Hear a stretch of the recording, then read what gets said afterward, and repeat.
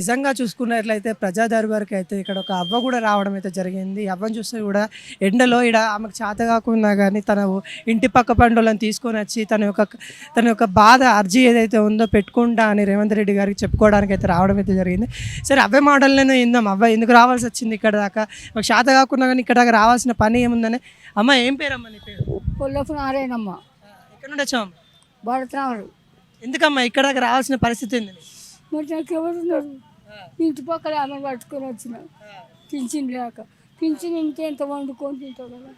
Pension లేక రావట్లే. Pension రాకనే ఇన్నేళ్ళే pension రాకనే ఇక్కడ పాపను పట్టుకొని వచ్చిన ఇంటి పక్కల పాపది. ఆధార్ కార్డు ఇట్లా అన్నీ ఉన్నాయి. వస్తున్నాయి. పింఛన్ ఒకటి రావట్లేదు నాన్న. పింఛన్ ఒకటి వస్తలేదు. పింఛన్ వస్తే యాన్న పోతానా వండుకొని తిండు ఇంటి పక్కల కూడా. నిజంగా చూసుకున్నట్లయితే ఈ అమ్మకి అయితే నిజంగా 50 ఏళ్ళ పైనే ఉంది. 50-60 సంవత్సరాలు ఉంది. ఇంకా పింఛన్ రావట్లేదు. వాళ్ళ భర్త కూడా లేడు.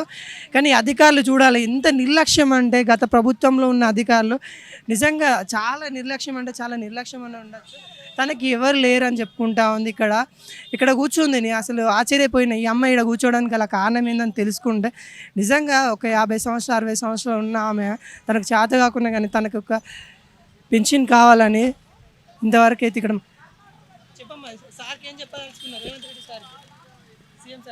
పింఛన్ కావాలి సార్. నాకు దిక్కులే దివాన్లే కొడుకులే బిడ్డలే మొగుడులే ఒక్కదాన్ని ఏమైనా అడుక్కొని తింటాను అని చెప్పాలి.